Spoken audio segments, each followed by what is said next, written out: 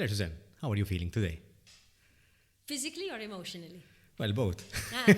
Okay, so physically, I'm recovering. I was sick last week, so I joined everyone in the wave of sickness that we've been having recently. We had a huge wave recently, Yes, so yes. not sure what happened, but we had a huge wave. Yes, emotionally good. I feel satisfied. I feel like I'm doing a lot of things that I enjoy doing. So yes, other than recovering from being sick for a week, I would say overall I feel good. How do you feel? I'm good, thank you. Last week, not sure whether you know, but I have a weekly newsletter. Oh. Since December, I started journaling. Wow. So I'm not a big fan of writing, but I've started to express myself in writing. So just to see where it will take me in my journey to personal growth. And I reported that last week was a bit of an emotional roller coaster for me. I was feeling a bit depleted emotionally. I had a lot of things going on. But yeah, I had a good restful weekend, I must say, and I'm back on track. So at least I've managed to recharge. So very good. Yeah. It seems like we're both, coming back, getting back on track slowly. Yeah. Yes. What are you working on at the moment, Claire-Suzanne? Well. We open Pandora's box. Yes, correct. I find a lot of satisfaction and pleasure in work and in doing different things also. So I can start with saying that I am academic director at Ascensia Malta, and so there are a lot of exciting things going on for us. We are a subsidiary of Collège de Paris as well, and so we have a lot of travel going on, and we have a lot of students, international colleagues. We collaborate a lot on educational programs and research and so on, so that's very exciting. I also do some work with the creation of psychometric tests that will be completely AI-based. And so it takes away the paper and pencil or the questionnaire form of psychometric testing. Okay. That's a lot to unpack. Yes. I'm still wondering, what is the role of an academic director? Oh, okay. Well, before we go into the AI, which is very interesting and which is a hot topic in today's day and age. So, but before that, what is the role of an academic director? I think the role of an academic director, well, because I have to say I think. I wouldn't say I know for a fact that every academic director would do things this way. Okay. But in my case, I think the role of an academic director is to oversee educational programs and to make sure that they are of the highest possible standard. When it comes both to the academic part, but also to preparing students for their actual jobs and their life after they complete their schooling. And another part of that is finding the absolute best possible teachers for these students, and always keeping my eye out for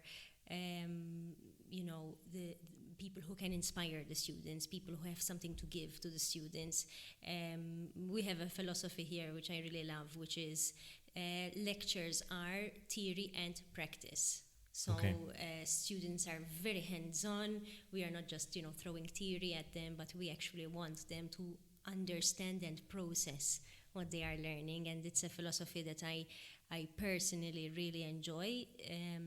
It actually came from my own education, so from my master's program.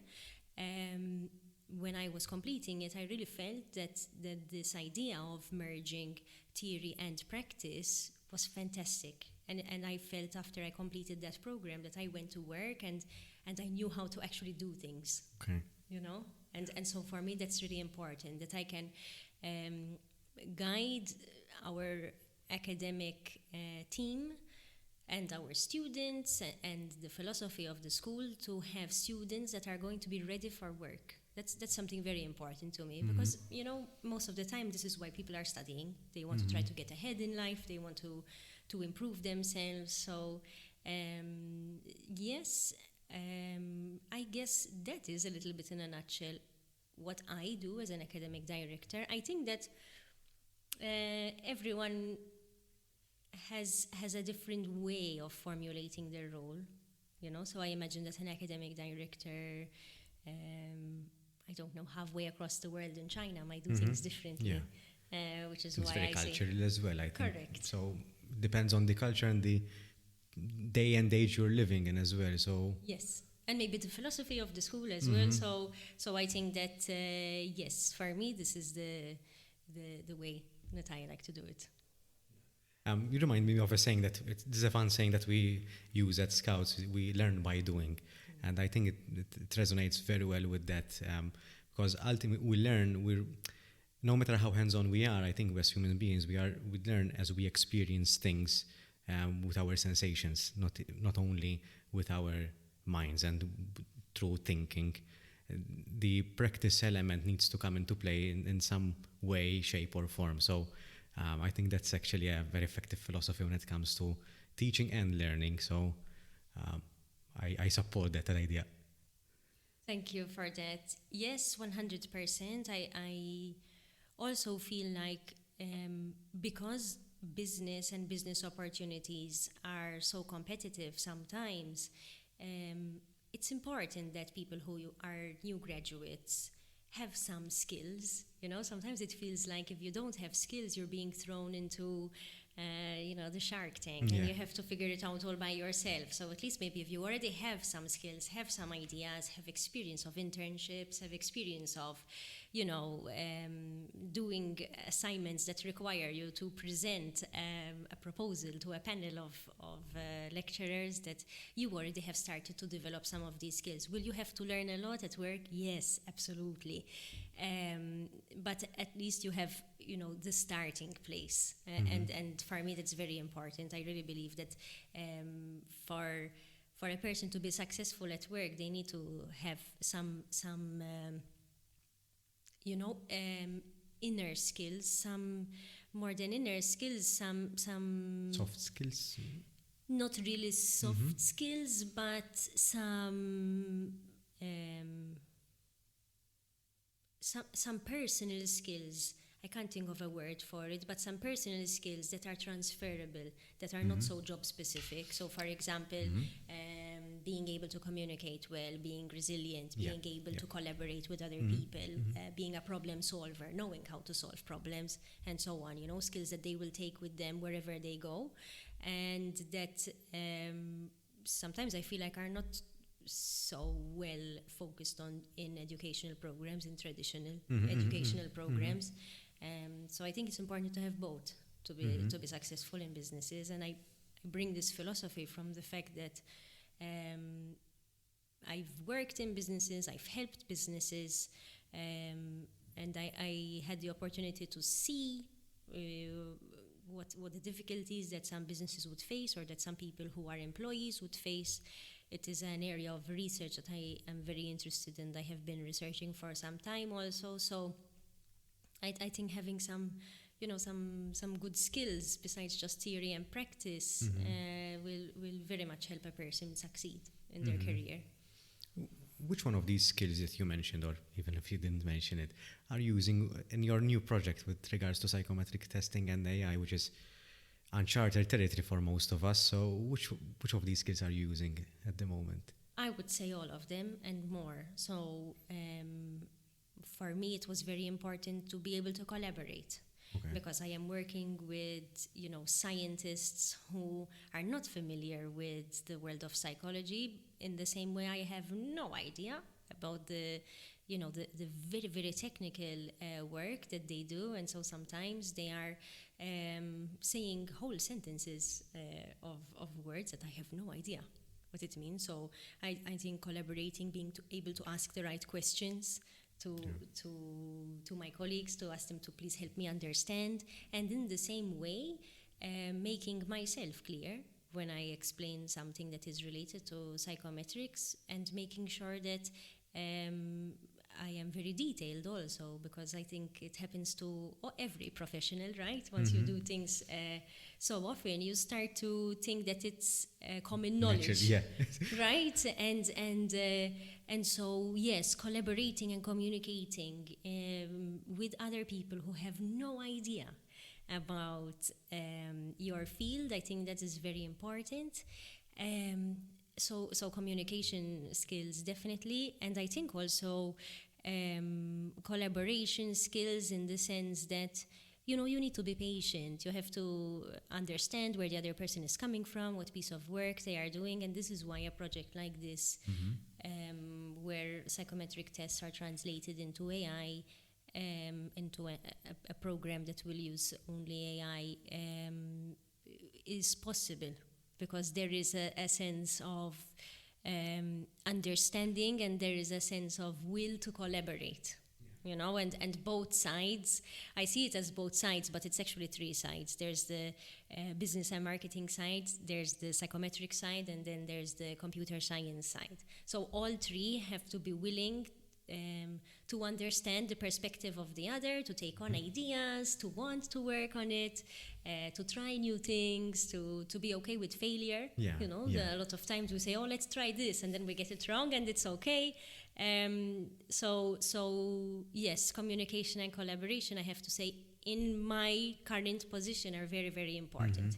I think as you change jobs and change industries, and maybe even advance in your roles, you might need different kinds of skills. But for me, right now, those would be the main two. I think it gives you perspective, because when you go that deep in a certain topic, it's sort of, you start dissecting that core topic into smaller steps and becomes very clear. So, for example, if you go into the field of psychology, obviously you're very versed in the topic, but when you try to communicate that to someone who is not aware or doesn't have any knowledge on that particular topic, you have to simplify it in a way, and you have to communicate it in a way that it becomes very raw, and sometimes you have to use analogies to express yourself, and I think it brings you closer to the topic. Yes, I agree, and I think what is always fascinating to me is that I don't know why I always had the sense of course people will know this, of course they will know how to do this, of course they will know how to do that, you know, especially coming from such a small island like Malta, you know, and all of my colleagues are from all over the world. And then I realized, okay, so they don't know how to do this, just the same way that maybe I don't understand the technical computer science stuff. Okay, so they need some help with psychometrics too. So I think that really helps, you know, feeling valued for the things that you can do, and also having enough space to be able to ask questions, and having people who want to actually show you and teach you and say, yes, come on, let's do it, let me show you, try it out yourself, you can learn this, and so on. So that positive culture helps as well. Is it always positive? No, because sometimes there is an amazing communication gap where you think the other person it's incredible, because the other person is sure that they told you something, and you are sure that you told them something, but you were talking about three different things, but you were only two people, you know, so so sometimes it can get complicated, and is it a mix up in translation? Yes, okay. A lot of things get lost in translation, you know. Maybe our tech guys will say something that is to them very easy, you know, and common jargon, and maybe I will do something, you know, of a similar note when it comes to the tests and so on. And then later on down the line, when you know, we say, did you manage to do this? Can you give me an update on this? We say, we never talked about it. Yes. So it happens. What would be the best medium to use? Use, for example, live calls or emails? What would be the best medium in such circumstances? I have to be very honest. I am a super full advocate of doing things online and chatting and so on, but with this particular group of people, the most work has been done when we have been sitting on the same desk looking at each other, face to face, in the same place, which is fantastic because I've had a lot of opportunities to travel, and my colleagues have come to Malta also, so that's been fantastic. But there is something about body language. There's the science that shows it, that most of our meaning is taken through body language, but I think this is really science in practice. When you are in front of that particular person, it's easier to communicate. I have to mention also that one of the top people in this project has a double PhD in clinical psychology and in AI. So he also tends to be a little bit of an intermediary, and without him it would be very difficult to do what we are doing. But I have to be honest, I think that he is a very, very, very, very good communicator when it comes to the AI team, and so sometimes also he forgets that I can't understand what he's saying, when it's related to AI. So yes, I think something that I forgot to mention is that it's very important to have a person who's spearheading, who understands both sides of the whole situation, That's a very interesting approach to it. I personally never thought of it in the sense that when you have not two opposing forces, but there always needs to be a buffer of some sort. There's the link, the person that links both parties. Yes. You mentioned psychometrics, which is a vast topic, and I think most of the people they think they know what psychometric testing is, but in actuality they don't. Can you briefly explain what psychometric is all about? Yes, absolutely. So, as perhaps our listeners and you have realized, this is a topic I'm very passionate about. I also lecture psychometric testing at the University of Malta. I also am currently doing my PhD where I create my own psychometric test. And so I'm very happy to share this kind of information. So a psychometric test is a psychological test that has been validated scientifically. So many statistics have been run to make sure that the answers that will come out of you taking this questionnaire or survey are correct and valid to your current situation. So a lot of care is taken to make sure that the results are actually going to be of value to the person who is taking them. You can use a psychometric test for many different reasons. For example, I myself am licensed in personality and ability psychometric testing with the British Psychological Society. Does it mean I can use every psychometric test under the sun? No. There are some products that you need to have a different license for. For example, one that I can mention off the top of my head is the risk type compass, where the particular creators of the test require you to take training as a practitioner before you are actually going to administer this test, to make sure that you are not going to cause harm to the participant or to the client who would like to complete this test. Which is very, very relevant because you are using tools that are, I believe, very powerful to help a person understand themselves better. So you are asking sensitive questions to someone so that they can choose, on a scale, for example, of 1 to 10, how they feel about it. And eventually, when you have all of the scores that are tallied up, then they would give you some kind of profile, depending on what kind of test you are going to use and for what reason you are going to use it. And so I think they're very important in our journey of self-discovery, psychometric tests, and this is why I'm very happy to also be a person who uses psychometric tests and delivers psychometric tests and creates them also for this, self-discovery. So a psychometric test is always used to help the person understand themselves better. And I am a strong advocate of them because of their scientific basis as well. So this is not me deciding. I woke up one day in the morning, I had a look at you and I said, oh, you know what, today you look very sad. Based on what?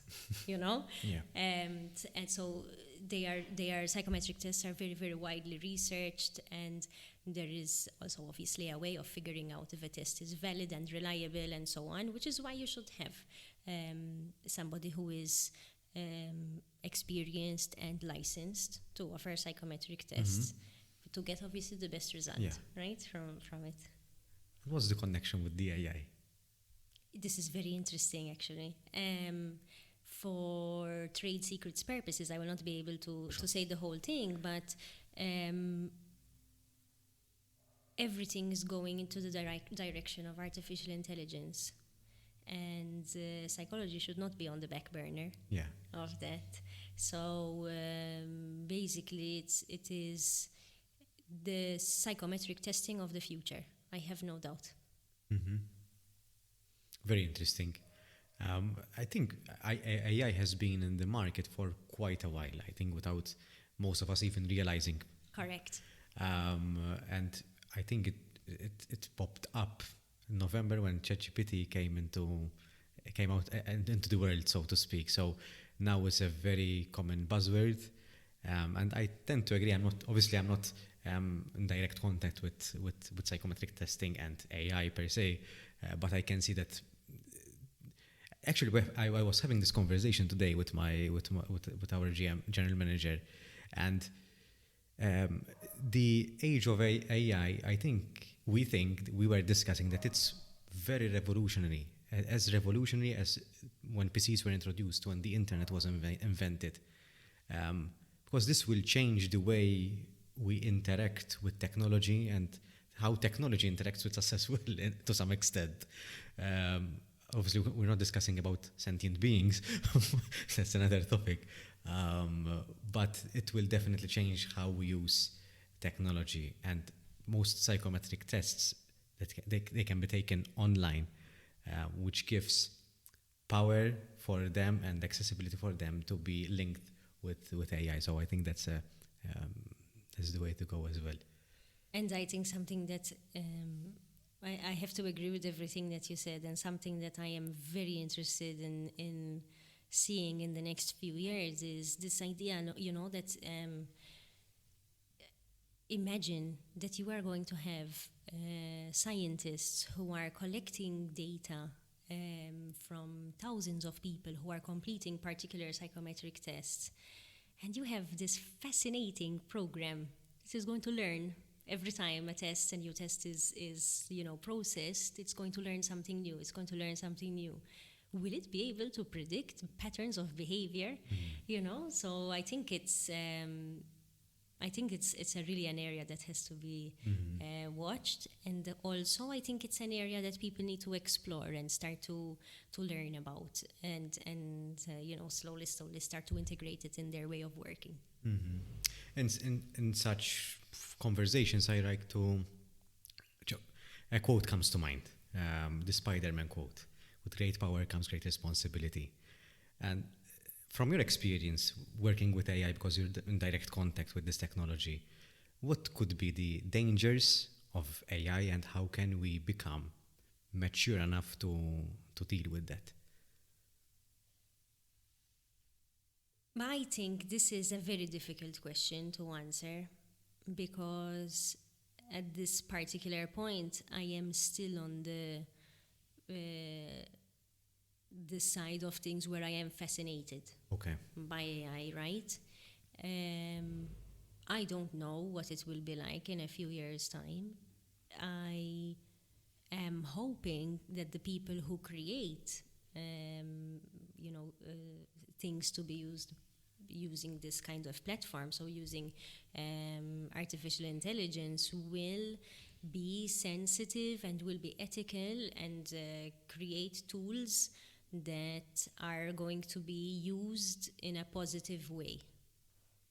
That is what worries me, that sometimes, unfortunately, not everyone will use technology in an ethical and positive way, and so maybe it can create big difficulties if it is abused.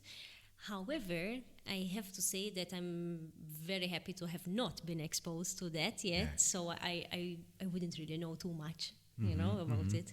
I think such ideas emerge from a good place, a place of curiosity to want to add something innovative and to bring an idea into life as well. So I think at this stage, even the general word of AI, I think it's still in the explorative stage. Yes. So I think we're all fascinated about the AI and how it works and how it's able to generate such responses in such a short period of time.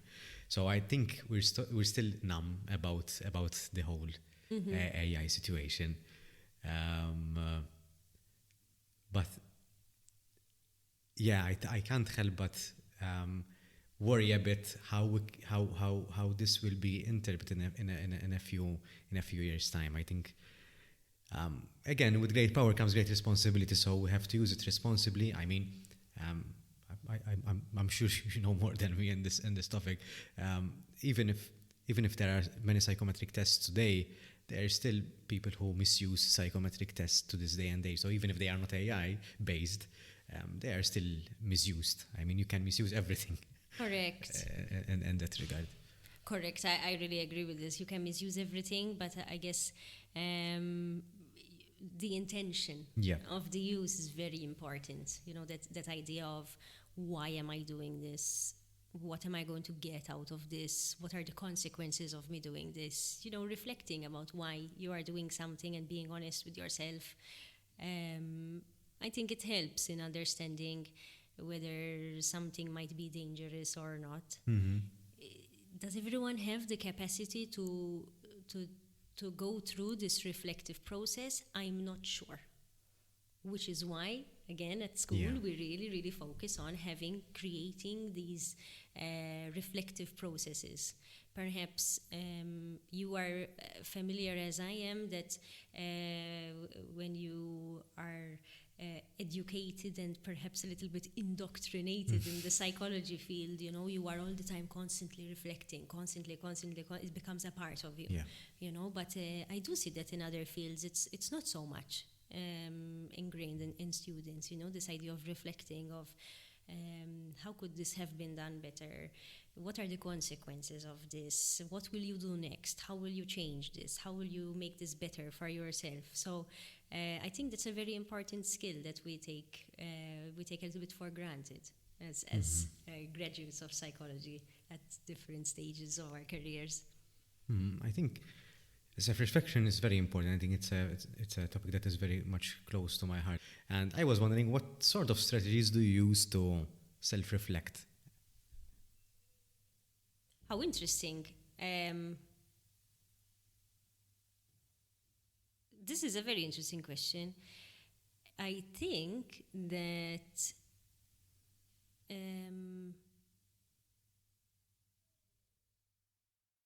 all of the work that I do, and when I say work in my context, it's not really work for money only, because I consider my PhD work, I consider this AI project work, I consider other research projects as work. So what I do with my productive hours, let's say, where I am not relaxing, because they are specifically with people who are from very different contexts and very different walks of life, educational backgrounds, careers, so diverse. The group of people is so diverse that it is an innate reflective process, because I constantly have to reflect on how can I say this in a way to make sure that the other person can understand me as well as possible. And when they say something to me, sometimes I need to ask a few questions to make sure that I have understood them in the way that they intended it to be understood. So it seems that I have, as unconsciously perhaps or subconsciously, placed myself in a situation where the people that I am surrounded with require me to reflect constantly about what I'm going to say and what is going to be said to me. Okay, what did it take for you to reach this mindset? Because obviously this was a journey and you ended up here. Yes. I think that it was not an easy journey. I always felt like, just a little bit of a background, I finished my master's program when I was 21, so I was pretty young, and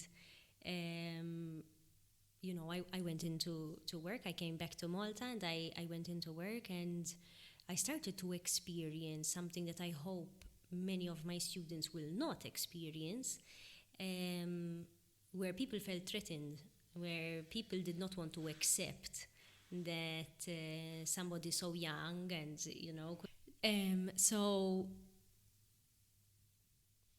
when I was 21 and applying to jobs and engaging in work and doing a lot of work, I always got the sense that people felt threatened. They wanted to stop my progress. They were not happy to hear my ideas. I got a lot of, you are so young, you don't really know what you're talking about, no, this can never work, and so on and so forth. In what context, if I may ask? In the context of work. Okay, so you were in employment and you had ideas, you Yes. proposed ideas and they were turned down. Correct. Okay. Correct. And in various different employments. So this is what I found very interesting. And, it was a very important time for me. It was, of course, during that particular time, I was not happy about it. Sure. But now, reflecting back and feeling my success, because, at this point in my life, I do feel like I've been successful in my career, so I'm very happy about that. When I think back to it, I realize how important it was in helping me understand what I definitely never want to do to young people, which is probably why I took this position as an academic director too, to make sure it doesn't happen to our students. And it helped me reflect a lot on how difficult it is perhaps for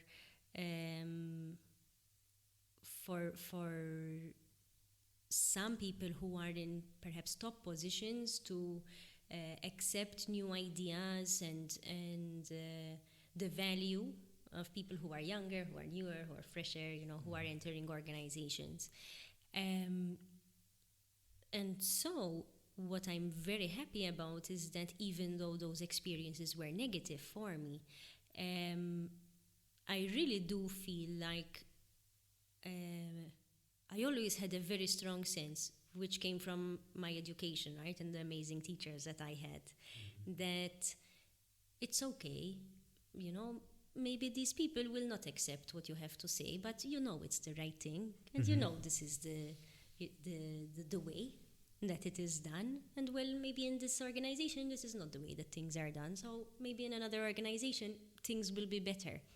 And so as I progressed in my career, I started to understand also which type of companies I need to be looking for and which type of bosses I wanted to have.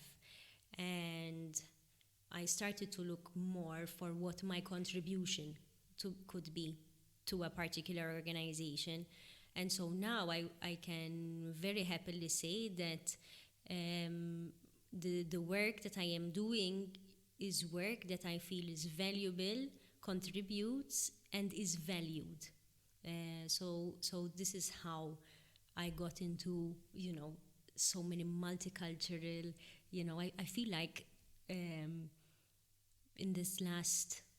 at least in these last 6 months, I have traveled so many countries that I had always been dreaming of traveling. I used to say, there are these really cool people and they go travel for work, every week, every couple of weeks. And then it happened to me, and I said, "Oh, okay, here I am. It's happening." Yeah. But it was the result of a lot of perseverance, and I'm very happy that I never forgot that if you know something and you're doing something right, that that maybe you need to take that somewhere else, to a place where it's valued, and that's okay. No hard feelings, but trying to match your values to the group of people that you are working with. I appreciate you sharing that as well, and it's obviously very very sad in that sense, because it's at that time it was a loss for you because you were not given the opportunity. I think it's a loss for the company as well, and I've been through similar experiences personally as well, and I think when you're passionate about what you do, and you believe in doing not the right thing necessarily because it's the right thing for you, but in the things in a sequential way which makes the most universal sense, to put it there philosophically. Yes. Because I think there is a way that makes sense for most people. And I think that there is a system and there's a formula that is mostly beneficial for most people. Obviously, that requires a certain number of skills, and you mentioned perseverance, and education doesn't give you perseverance. Well, this education does. True. I think that sort of skill comes from our personal lives. Yes, also. I think education gives us the tool to rationalize. I have to disagree with you there. How come? I really have to disagree with you. From my personal experience, the amount of times I felt like I was going to fail every single credit, but because it was my mind, telling me I was going to fail, and then I would sit for the exams and do really well, But that's perseverance, sticking through an undergraduate and a master's degree and a postgraduate, thinking, oh no, I'm going to get everything wrong, and or maybe people are telling you you're going to get everything wrong, but you do it anyway. Because you need to persevere, you need to finish it, you need to get to that finish line. But education gave the opportunity to exhibit that sort of perseverance, but that mindset came from somewhere else. Do you think so? I think so. I think it's from the nurturing environment. Yes. And it's a trait as well, I think. Yes. As in from my end, I can speak. I think the way I was brought up, when I did something wrong, I was rarely yelled at. I was taught to pick myself up and try again, and that is why I said that education didn't teach me that in a direct way, because I've learned that before primary school, and education gave me the opportunity to persevere and stick to my values, I would say. I actually find this perhaps a little bit different in my case. Okay. I found, even going back, to primary and secondary school, I would find certain topics extremely interesting and certain other topics significantly boring. Okay. And so I always knew, it was like an innate thing, that, to do the interesting stuff, you have to do the boring stuff too. So education was about persevering in that sense for me. That there were always going to be fun topics and things that I would love to do, but there were always going to be things that I really had to just drag myself through. And even in my university years, I remember thinking, my God, I can't believe I have to do these credits. They have nothing to do with occupational psychology, so I had to drag myself through them. And my PhD is the first time that I can really say I enjoy every single part of what I'm doing. Okay. Now I'm understanding where you're coming from, in the sense that education taught you how to persevere, because you have to understand And I'm rephrasing just to make sure that I have understood your point. Yes. That you have to understand and appreciate that until you arrive at a certain level in education, you have to do the things that you don't like as much as well. Correct. So you have to. It's like work. I mean, there are aspects of work which we like, and aspects of work which we don't like as much. Most of us don't like the admin side of things, but we still have to do it, right? So, and I think I can see the point where you're coming from. And I think life is like that. Yep. You know. Yep. So I give you another personal example.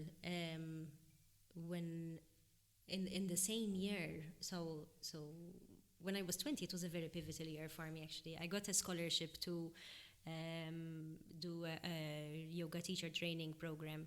And my supervisor at the time, my university supervisor, I texted him and I said, what am I going to do? You know, it's 3 weeks, it's in my dissertation year. And he said, go, make sure you go, you know? And so I went, and you know, I was doing all of these super cool things, and then I became a yoga instructor and so on. And then life happened. Fast forward 10 years, I still do my yoga, but at a very different level. And I understand that I need to dedicate significant amounts of time to this practice if I want to be healthy, if I want to have good physical posture, and so on. So I really do feel like education really formed my way of thinking about perseverance, because even in a practice like yoga, you know that the first day you're going to feel like everything doesn't work. You know, and then the next time it feels a bit better, and the next time it feels a bit better, and you just, you know, you continue this way. And I really feel life is like that. Like you learn about how to figure out your romantic relationships. You learn about how to train a dog to make sure that the dog is, you know, behaving well. The first time you might not get it so right, and then the second time you get better, third time it's even better, you know. So this idea of persevering, I think, is very important. That's why before we had the podcast, that's why I told you that you were a pure academic, because although I am very fond of education, the way you speak about and the way you live education is totally different, and it's very fascinating. It's like, at least the way I'm seeing it from a third party point of view. It's so the educational part is so ingrained in you, and I think it's in every thought that you do. It's how to educate yourself and how to educate others as well. So I'm not surprised that you disagreed with me. Well, because but it's very interesting. I never thought about this in this way, because for me, education is a means to an end, sort of. So I could never push myself hard enough to achieve the highest mark possible. For me, for some reason, it wasn't as motivating enough. I always did what I had to do to achieve a good pass mark. There were topics which were very dear to me and which I was very interested in. But even in those, I could rarely, and I push myself quite a lot in very areas. But when it comes to academic education, since primary, secondary, university, whatever, in every course that I did, I could never find myself to push myself. And I'm reflecting on my perspective of education, which is totally different than yours. And I always, you reminded me of another conversation that I recently had with a friend of mine. I think the way I think is in a survival way, in the sense that my background is in Scout, so that's very much indoctrinated me in the way I think. So I think in a way that, okay, how can I survive this? So and I think I view education in that sort of way as well. Okay, how can I survive this? I don't need to excel, but how can I survive it? And I think that it's also to keep afloat and to keep surviving. But your point of view is very fascinating. So, and something that I want to add to this is that I think, like everyone, I had good teachers, I had inspirational teachers, and I had downright terrible teachers who used to tell me, no, you know what, unfortunately, I don't think you're a very good student, and so you will not do so well. So I've had all kinds. And which is why I really advocate for people who are going to be educators to know what value they have and how they can impact a person, you know, because yes, maybe you've had examples of teachers who've really like pushed you and made you feel like you can do whatever it is that you wish to do, and I think those people are super important for you.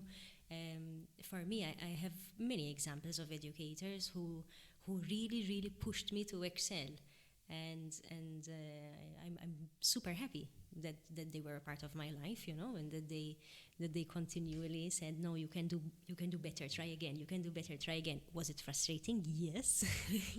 Yes, but I could see that there was a kindness behind it, you know.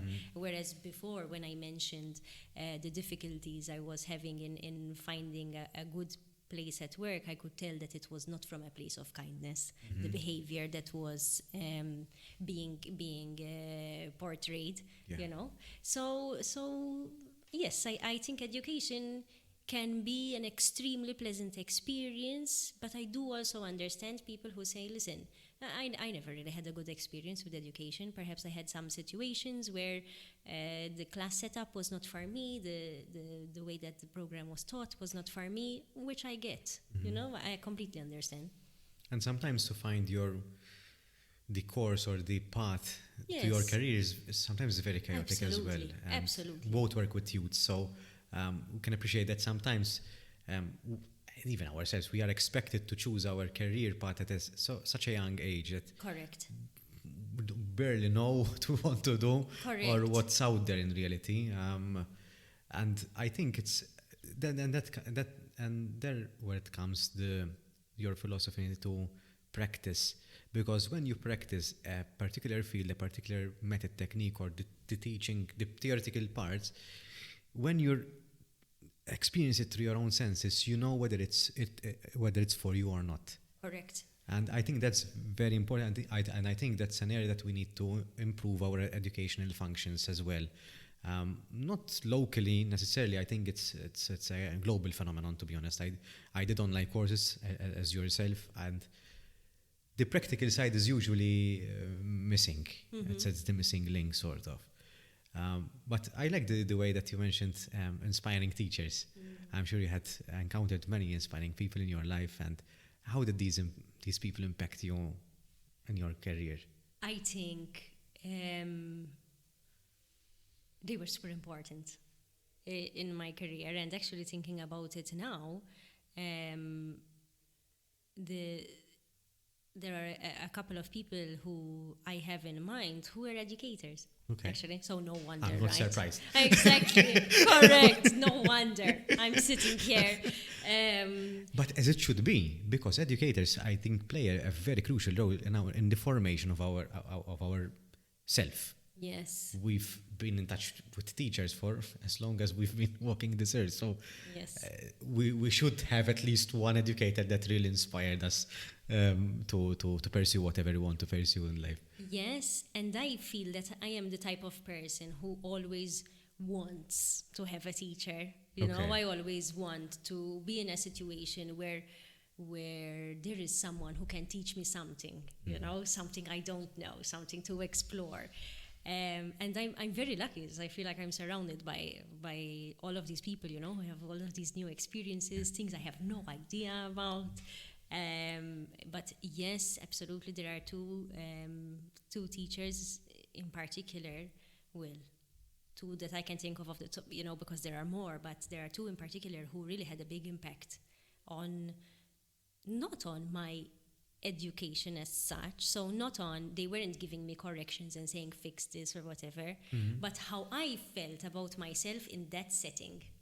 Okay. And that was really, really, they gave me something that that was non-tangible, you know. They gave me a confidence and an ability to learn through exploration, and to this, they gave me, I think they inspired me to research, to question everything. And they were people who you know, they're really happy about questioning everything. And even in the classes, they would ask a lot of questions, you know. You could tell that their brains were working, that they were asking themselves questions. So they were delivering a class, but also asking themselves questions, you know. So that idea and that feeling of wonder as well, you know, that feeling that, look, these people, you know, they, you know, when you're a student, you feel like everyone's an expert and you know nothing. Yeah. And so you think, wow, so these people know so much and yet they still wonder. And that was really inspiring to me. Yes. And why do you think that most of adults forget about this curiosity?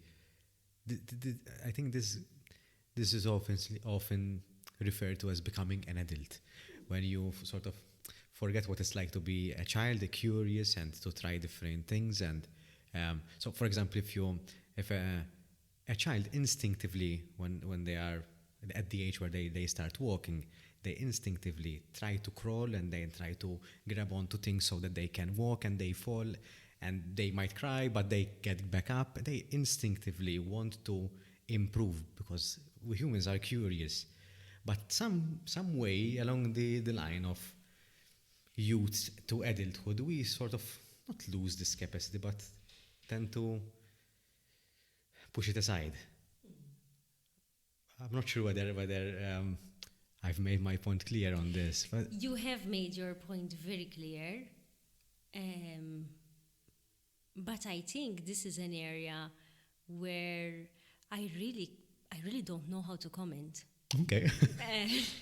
And a lot of people tell me, you know, it's like you're lost in time and space. Because I am the type of person that I don't really reflect too much on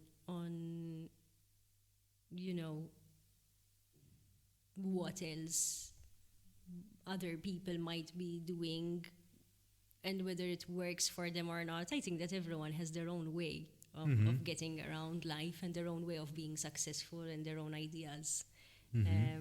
So I have no idea how to answer you. I have no idea Let what me this rephrase my would question. mean. Yes. How did this sense of wonder, sense of curiosity, help you to be here today?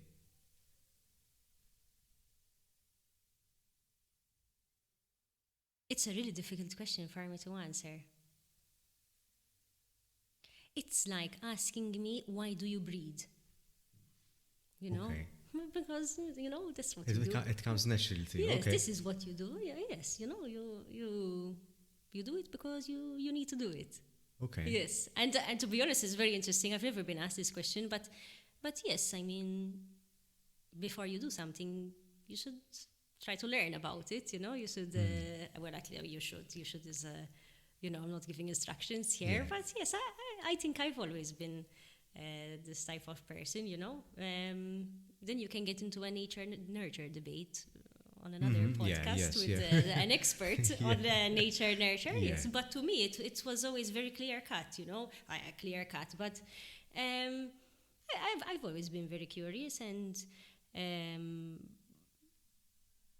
yes, I see that there are a lot of other people who are also very curious, but also I have surrounded myself with typically more academic or research interested or people who are not afraid to try and fail, people who are willing to take risks sometimes as well, you know. So I think that helps, you know, being able to take risks and you know, try something, and then if it doesn't work, and then we'll see what happens, you know.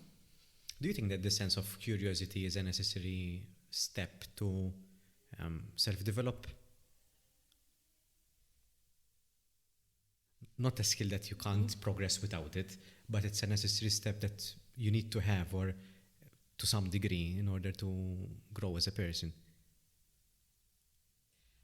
I am reflecting on my challenge with answering your questions, and I think I understand what the challenge is that I come from a very, my personal philosophy is that there is absolutely no one size fits all. Mm-hmm. And so I feel very uncomfortable making sweeping statements, about would someone need to be curious, would someone need to be this, would someone need to be that. What I can say is that I think that humans are super adaptable. And just like cockroaches, we have survived fascinatingly all of these years. And we just kept on evolving, and we are a plague on this on this world, but we're still here. Yeah. And so this is maybe the reason why there are so many paths and people are so different and they can still reach their goals, and why people have different kinds of goals. So because we're adaptable, and I see it a lot with a lot of people and the people that I speak to, and students also. I see how adaptable people are. Like, you could put people in a very complex situation and they'll figure something out. That's true. That's true. So I don't think there's a one size fits all, and I find it very uncomfortable, to say yes, you need to be curious, or yes, you need to be academic. You need to be curious to some degree, I would say, because you need to say, at some point in time, you need to say, what if? If I'm placed in a difficult situation, I need to be curious to some degree to say, okay, how can I get out of this? The question needs to pop up. But then if you had to think about, for example, extremist cults who believe that there is no what if, they have a set of rules to live by and they live by them, and they're happy about it. Are they delusional? I have no idea, but they're happy. Personally, I think that's limiting. That is my. I think you're. I mean, the world is so vast. There are so many things that if you limit yourself to one thing, you're limiting yourself. I think it's a missed opportunity. It's not wrong, but I think it's a missed opportunity. But this is why I say it's difficult to generalize, because for those particular people, this is fantastic. Yes. And for Aborigines who have never met with others outside of their tribe, there's no what if. This is what happens. You live, you die. That's it. So yes. So making maybe also, let's take a step back.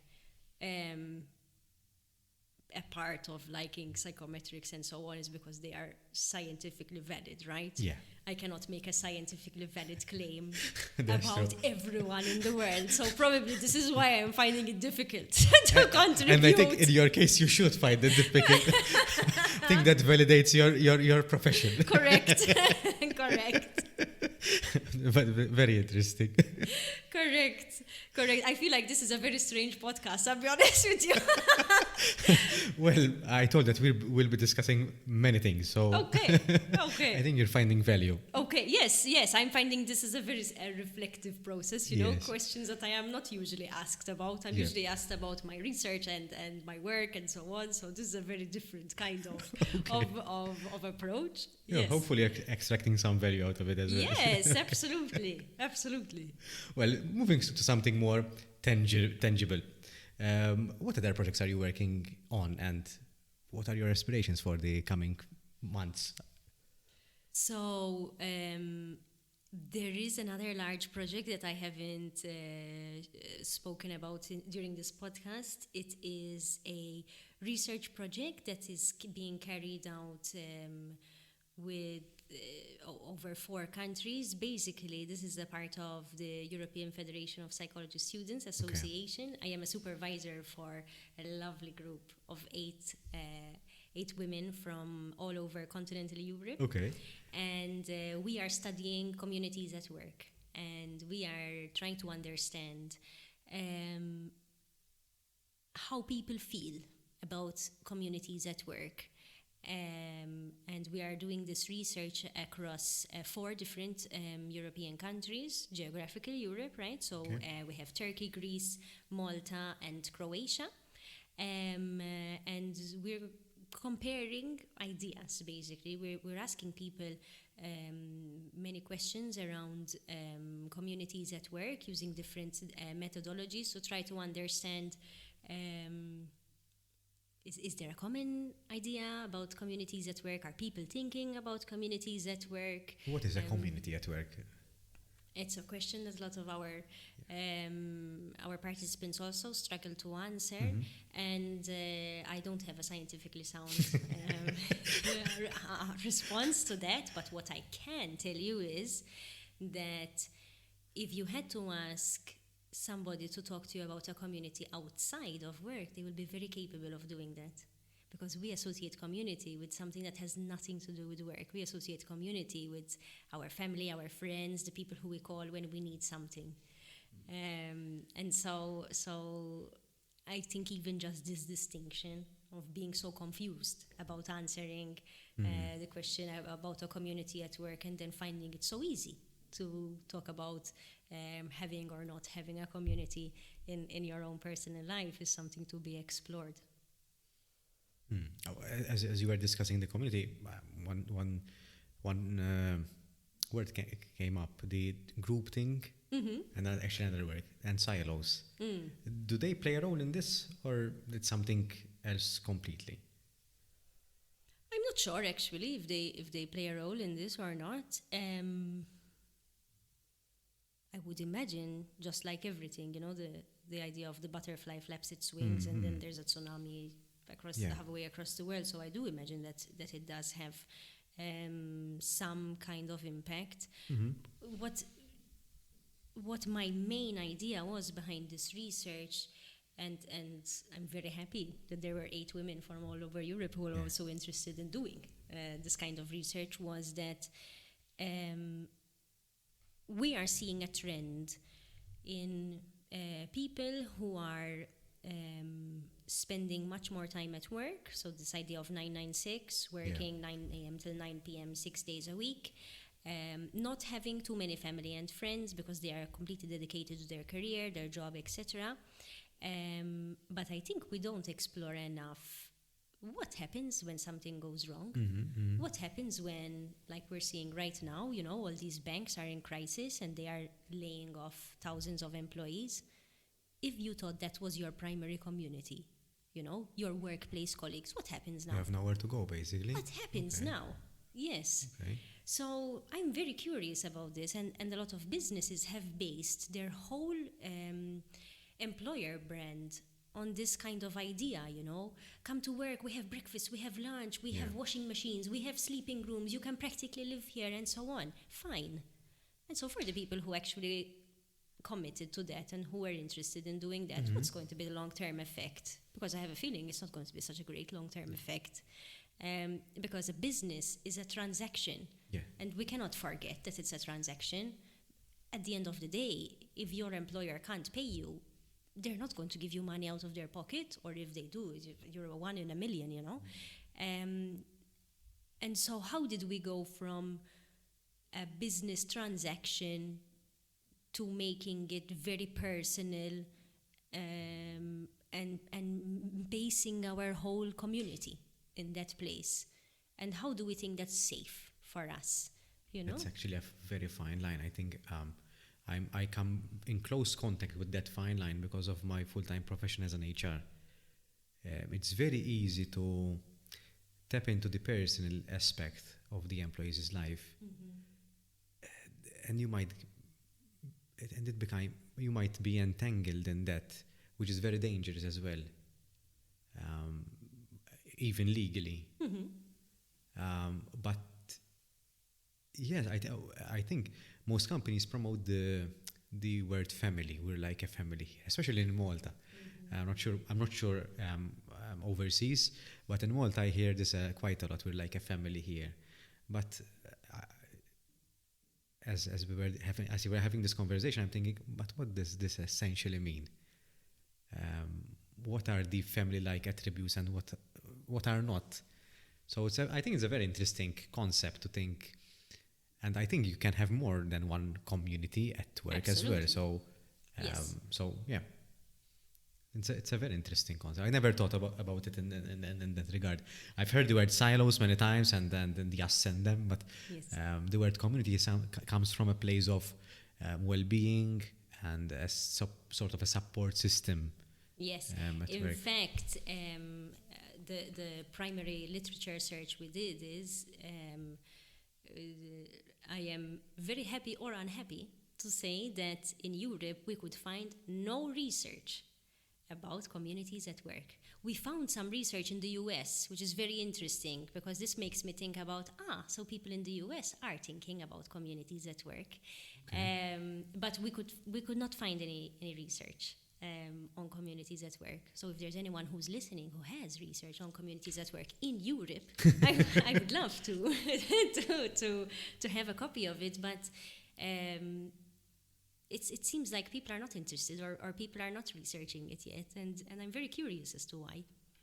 I think it will play an important role in the way we perceive work as well. And it might lead to a more accurate way of coping with some stresses at work as well. Because we identify structures at work that might make us feel less happy at work. I think we can control that flow sort of, and we can then build supportive structures or measures to promote having communities. Actually, at work, and I'm thinking the way we operate at work, we have what we call them work groups. Mm-hmm. Basically, a work group is a set of employees. Mm-hmm. It's not for me, a community is more natural. People come along in a more natural way. But in this case, people work on a particular project. So, for example, we had to create the employee handbook at work, and I sort of communicated to the employees, whoever is interested, to chip in and to have regular meetings on how to on the basically putting in ideas on how to on the contents of the handbook. Personally, I know what goes in the handbook or not, but I wanted to include the employees. So one, it's a collaborative effort, and once it's out, it's actually used. Yes. Sense of ownership. Yes, and very much like we have the social committee, we have other committees, as I said, we call them work groups, and through which people can come together and work on a particular project.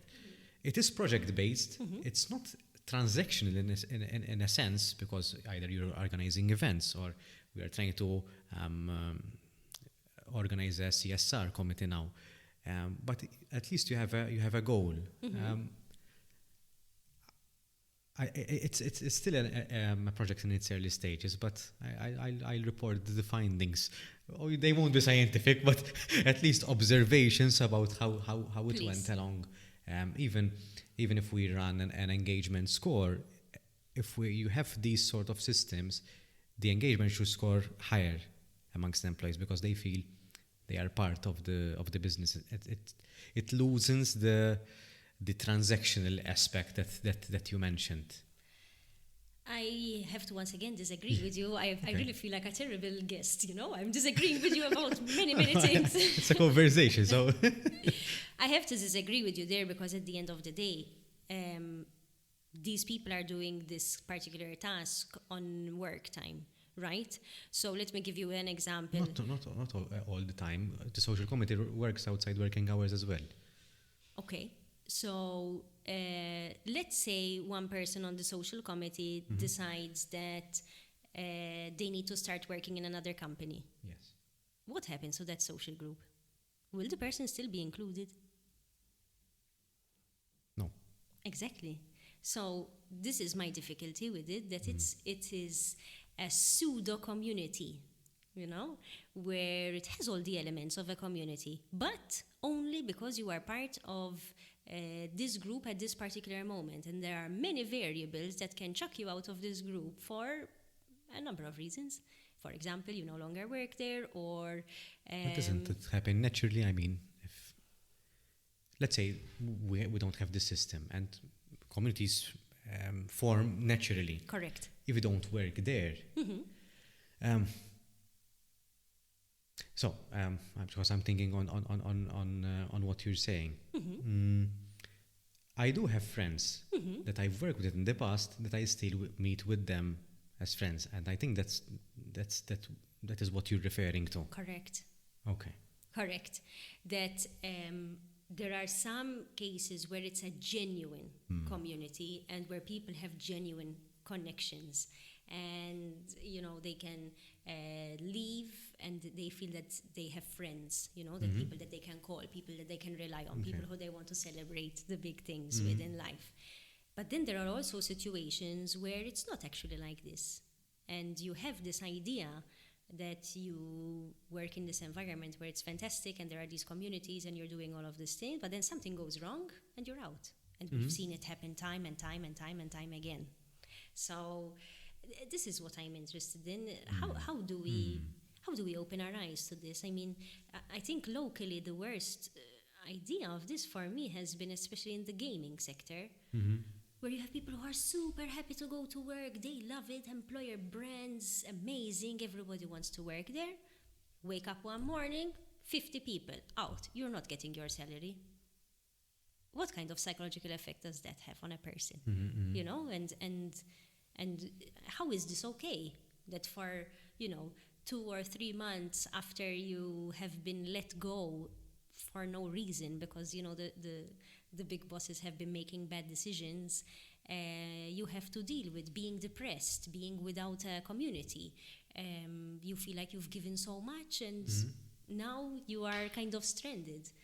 So I think there are complications in this, because sometimes it's not expected. Like we're not aware enough of how transactional business really is. Sometimes I feel like for very smart reasons, businesses keep that under wraps, and they're not going to say, yes, I will give you breakfast so that you will spend 2 hours more at work every day, So it's very profitable for a business to have that sense of community and so on. But are people reflecting enough on how it's going to impact them in the long term and how it actually impacts their well-being?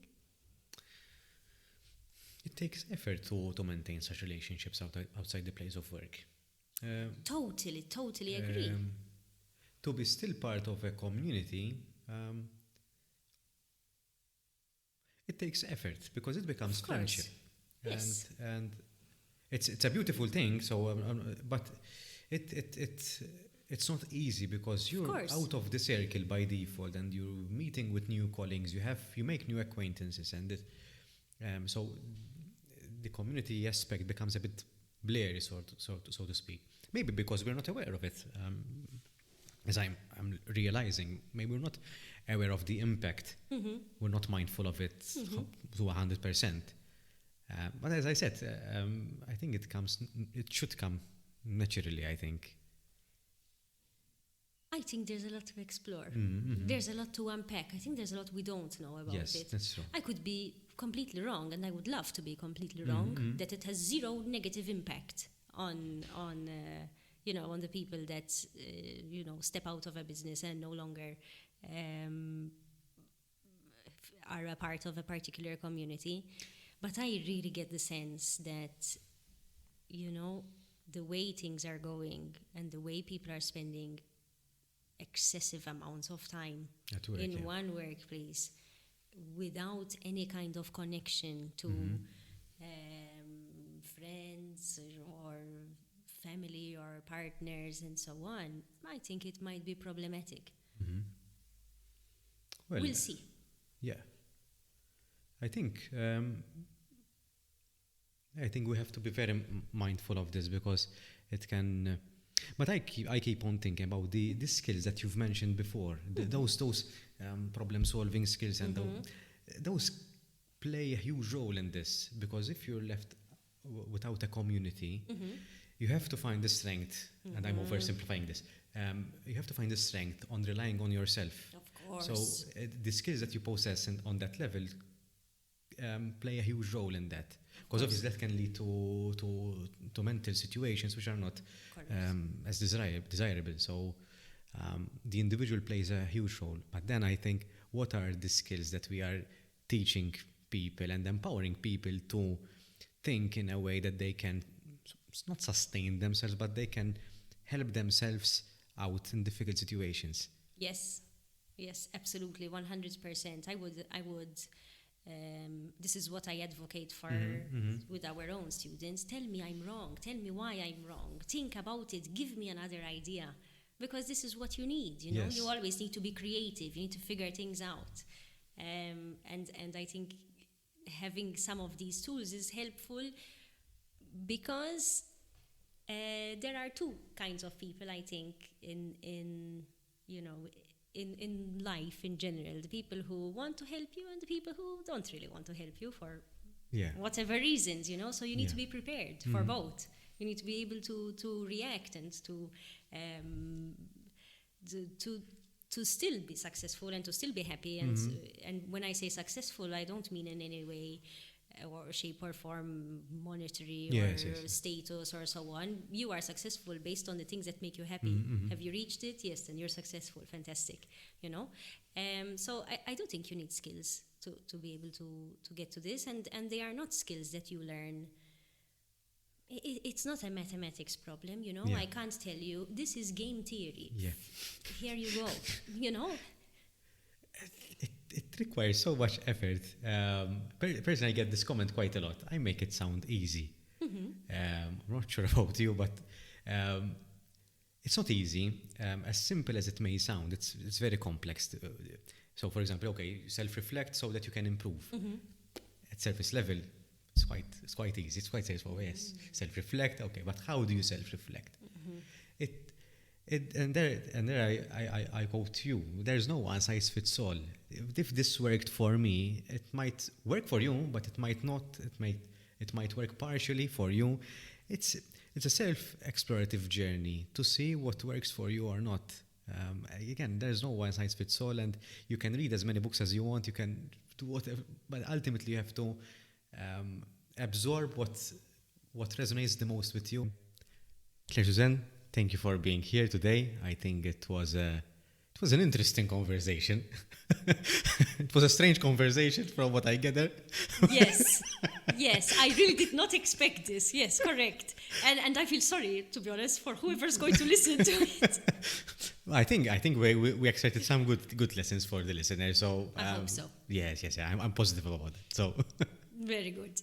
Well, thank you for being here. Thank you for accepting the invite. It's been a pleasure having the conversation with you, and I appreciated the instances where you disagreed with me, because sometimes we think that what's on our mind is good, and it's good to be challenged from time to time. So I appreciate it, because you made me think.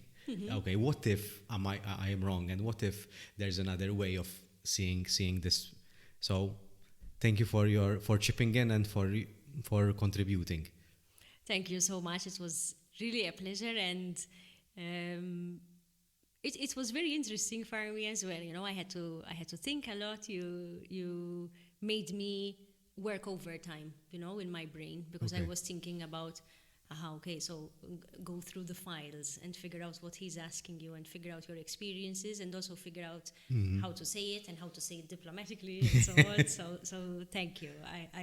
I did enjoy it as well, and I feel like it was a very reflective process. So, we were saying how reflection is so important. Well, here we are. We just had a couple of hours of reflection exercises. I think that's the way we grow as well, because sometimes we can't do it alone. Yes. We need one another. Absolutely. It's the community, right? We need to have some sort of communal feel to it. So. Absolutely. Thank you.